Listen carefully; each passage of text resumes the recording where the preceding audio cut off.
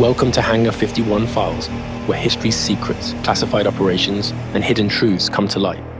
From Cold War black ops to the future of warfare, from lost artifacts to emerging defense technologies, we investigate the stories buried beneath official narratives. No speculation, no clickbait, just hard-hitting research, expert analysis, and the pursuit of truth. You're now inside the briefing room. Stay sharp, stay curious. This is Hangar 51 Files. Imagine this. You're in a high-stakes situation, maybe a battlefield. Everything depends on reacting just milliseconds faster than the other guy. Right. But what if that edge wasn't just about quicker reflexes?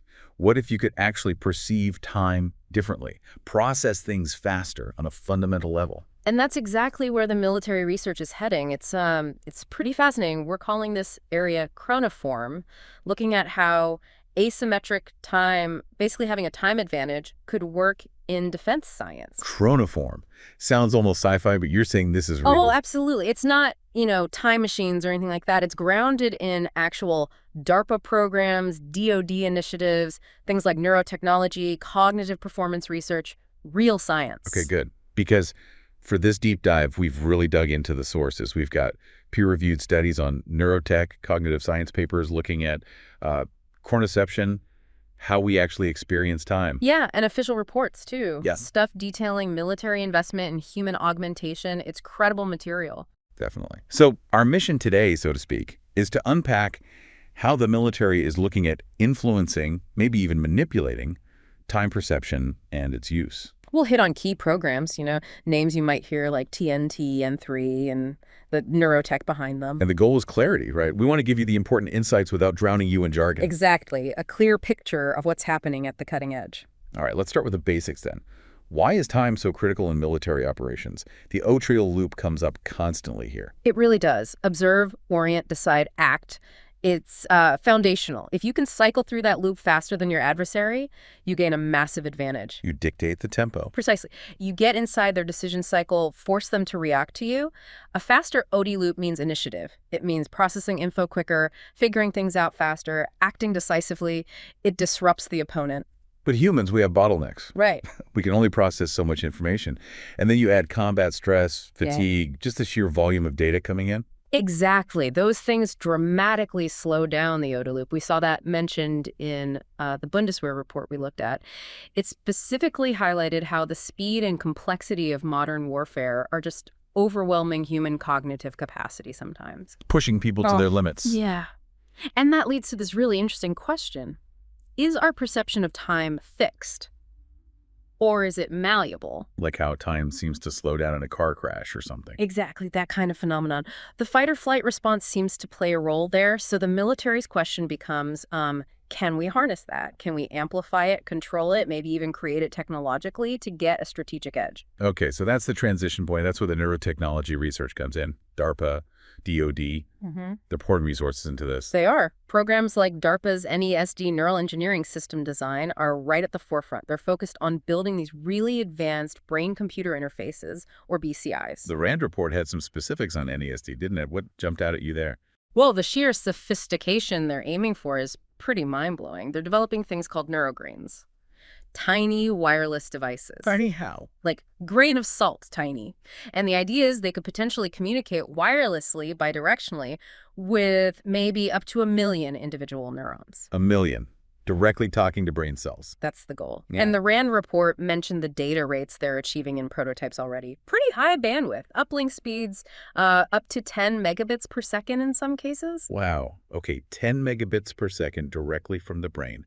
What does that even mean in practical terms? Think about it. That kind of bandwidth could potentially let a soldier process, say, multiple real-time intelligence feeds directly in their head, bypassing screens, bypassing that whole sensory input bottleneck. It could compress the time needed to understand a situation dramatically. That's a huge leap. And the potential applications Rand mentioned are, well, they sound transformative. Better situational awareness, obviously. Way beyond just what your eyes and ears pick up. Imagine integrating sensor data, AI analysis, all fused directly into your cognitive space. Almost instant understanding of complex scenarios. And faster decisions, controlling robots with thought. Yeah, controlling multiple drones or ground robots simultaneously just by thinking. And Rand also touched on early work like the BrainNet project. BrainNet. It was a demonstration basically of direct brain-to-brain communication between multiple people for collaborative tasks. Very early stages, but it hints at this future of like ultra-integrated teams making decisions almost instantaneously. So we're fundamentally changing how fast the brain can process information. But what about the feeling of time passing? Our Yeah. subjective experience. It's chronoception. Exactly, chronoception. Our internal clock, more or less. And there's research connecting our cognitive state directly to that.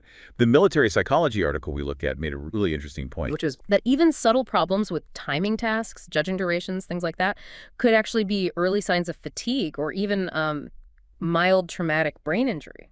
It shows how closely our brain health is tied to our time perception. Interesting. So our internal clock is sensitive, which brings us to that frontier study you mentioned, the one using vagus nerve stimulation. Right, cervical transcutaneous vagus nerve stimulation, Yeah. or CTVNS. It's a non-invasive technique.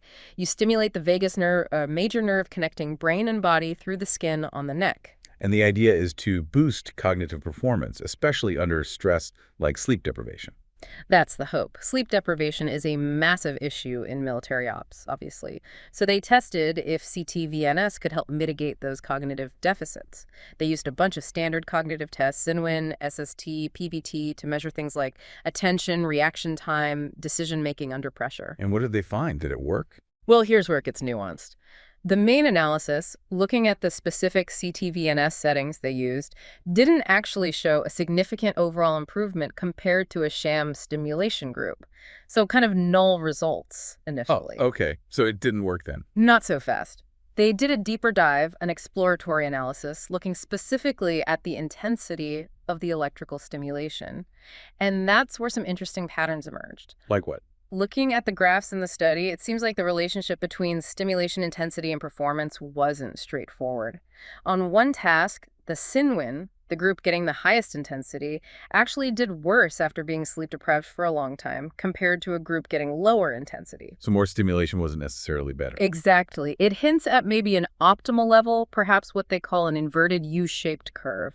Too little stimulation doesn't help, but too much might actually make things worse, especially under severe stress like prolonged sleep deprivation. That's really important. It means you can't just zap the nerve harder and expect better results. It's about finding the right balance. Absolutely. The study really emphasized that point. Fine-tuning the parameters' intensity, timing, frequency is critical to get reliable benefits, especially when you're dealing with the complexities of the human brain under operational stress. It shows just how complex trying to enhance cognition really is. It's not a simple on-off switch. Not at all. You need a really granular understanding of the neurobiology to make it work effectively and safely. Okay, let's try and tie some of these threads together. We're seeing a clear push from military research into neurotechnology. Definitely. Aimed squarely at boosting cognitive performance, speeding up decision-making, which inevitably changes how time is used, how it's experienced in high-pressure situations. And while directly changing someone's subjective feeling of time, like making minutes feel like seconds, that seems still pretty theoretical, right? Very much so. I mean, we saw that one paper, the Canadian one, talking about quantum entanglement and metamaterials for temporal displacement. Right, but that felt very, very theoretical. Almost physics, not applied neurotech like we're seeing with DARPA. Exactly. That's way out there. The immediate focus, the tangible progress, is in using BCIs and neurostimulation to make the processing faster, to enhance cognition, speed up that OD loop. That's the more grounded near-term potential impacting operational tempo. And the Forbes article hinted at manipulating neural activity to influence cognitive states generally. So that maybe time perception is part of that future picture, even if indirectly. It's possible. If you can fine-tune cognitive states, maybe subjective time perception is influenced too. But the direct, controllable manipulation, that's still speculative territory based on the current research focus. Makes sense. But even just speeding up cognition raises its own set of massive questions, ethical ones for starters. Oh, absolutely. The RAND and Bundeswehr reports both flagged major ethical concerns. Safety is huge. What are the long-term effects of these interfaces and stimulations? And potential misuse, right? Augmentation for some, but not others. Coercion. All of that. Plus, the need for really careful policy regulation. How do you govern technologies that interface directly with the brain in a military context? It's uncharted territory. And practical challenges, too. just getting these things to work reliably in the field, not just in a lab.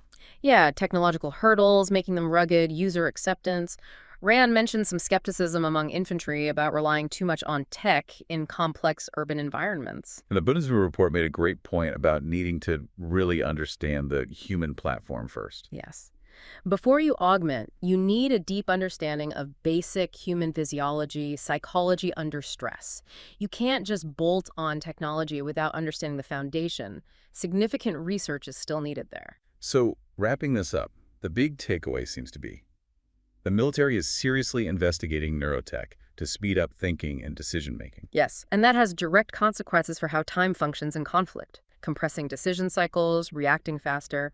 It's about optimizing the human component for speed. Even if making soldiers feel like Neo from the Matrix, slowing down bullets, isn't happening tomorrow. Right. The direct manipulation of subjective time is still speculative, but enhancing the speed of cognition via BCIs, via neurostimulation, that's happening, and it will change the operational tempo. So this deep dive really gives us a glimpse into some potentially game-changing research with huge implications for warfare and just human capabilities in general. Definitely, it's cutting-edge stuff. Which leaves us, and you listening, with a pretty profound thought to chew on. Which is? As this technology continues to blur the lines of our natural cognitive limits, what does that mean for us? For human agency, especially when making life or death decisions under extreme pressure? And how does our very understanding of time change in that future? Yeah, that's the big question, isn't it? What does it mean to be human, to make a decision, when technology is integrated that deeply into our minds, potentially altering our relationship with time itself? It's something we'll need to keep a very close eye on. That's it for this episode of Hangar 51 Files, where we uncover the hidden, investigate the unexplained, and challenge the official story. If you found this episode insightful, make sure to subscribe, leave a review, and share it with those who refuse to accept surface-level narratives. For more deep dives, exclusive research, and behind-the-scenes content, visit www.hangar51files.com, our YouTube channel, at Hangar 51 Files, or our Substack, hangar51files.substack.com. Until next time, stay sharp, stay curious, and keep questioning everything. This is Hangar 51 Files, signing off. No speculation, no clickbait, just hard-hitting research, expert analysis, and the pursuit of truth.